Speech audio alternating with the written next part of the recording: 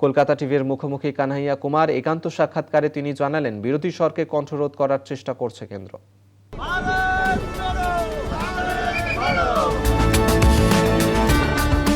ভারত জোড়ো যাত্রায় ৭৩তম দিনে মহারাষ্ট্রের বুলদানা জেলাতে পদযাত্রা সকাল ৬টা থেকে শুরু হয়েছে। আর এই যাত্রার স্থলেই যে ক্যাম্পগুলো রয়েছে সেখানে ঘুরতে ঘুরতেই বিশেষভাবে যার সঙ্গে কথা বলার খুবই ইচ্ছে ছিল কানহাইয়া কুমার, তার সঙ্গে এখন আমি রয়েছি। কলকাতা টিভি মে বহুত বহুত স্বাগত है ফার্স্ট অফ অল আমাদের সবাইকে বিপ্লবী অভিনন্দন।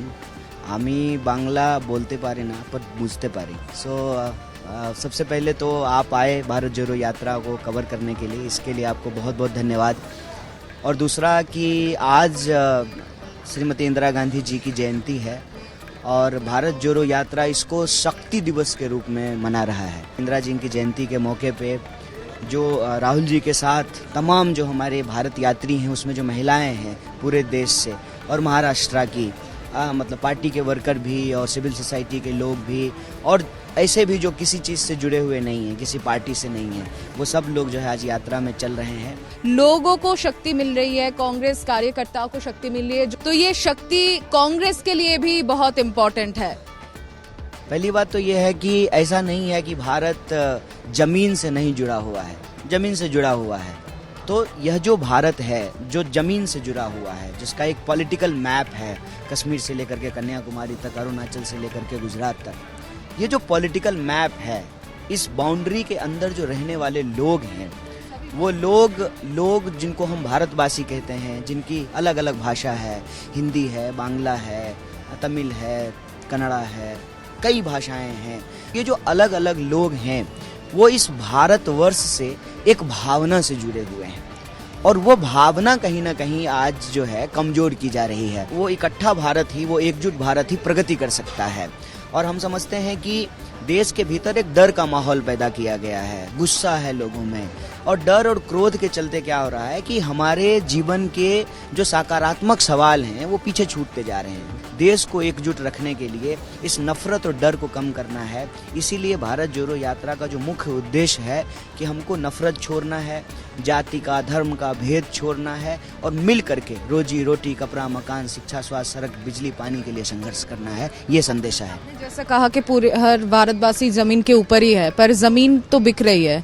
जो नवरत्न तैयार किया था पंडित जवाहरलाल नेहरू ने, आज सब चली जा रही है। जमीन पे आके इशू लाने का मौका क्या ये भारत जोड़ो यात्रा हो सकता है? बिल्कुल, कांग्रेस बोल रही थी, कांग्रेस बोल रही है और कांग्रेस बोलेगी कि देश तब जुड़ेगा जब मिसकंसेप्शन टूटेगा।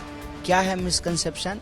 कि जब पार्लियामेंट में नहीं बोलने दिया जाएगा, मीडिया में जो है कोई पॉजिटिव डिस्कशन नहीं होगा, चौक चौराहों पे, व्हाट्सएप ग्रुप में भी अगर दिन भर नफरत की बात होगी तो देश के एजेंडे का क्या होगा? पॉलिटिकल नैरेटिव से सबसे पहले तो मिसकंसेप्शन ये क्रिएट किया गया कि कोई लड़ ही नहीं रहा है, जबकि हकीकत यह है कि अपोजिशन लड़ रहा है और जो लड़ता है उस पर झूठे मुकदमे होते हैं, उसको जेल में डाला जाता है, ईडी से डराया जाता है, सीबीआई से डराया जाता है, सेंट्रल एजेंसी का जो है मिसयूज होता है। तो वो लड़ रहा था कि बहुत सारे लोग ना बहुत आसानी से कांग्रेस बीजेपी एक है ऐसा बोल जाते हैं, जबकि हकीकत ये है कि आप पॉलिसी, सारी पॉलिसी को देखिए, चाहे इकोनॉमिक पॉलिसी को देखिए, चाहे सोशल अंडरस्टैंडिंग को देखिए, चाहे कॉन्स्टिट्यूशनल कमिटमेंट को देखिए, चाहे आप जो है पॉलिटिकल फ्रेमवर्क को देखिए। हम मल्टी पार्टी में बिलीव करते हैं, हम जो है वेलफेयरिज्म में बिलीव करते हैं, हम जो है सोशल अंडरस्टैंडिंग में, यूनिटी एंड डाइवर्सिटी में बिलीव करते हैं और हम कॉन्स्टिट्यूशनल प्रिंसिपल पर चलने वाले लोग हैं।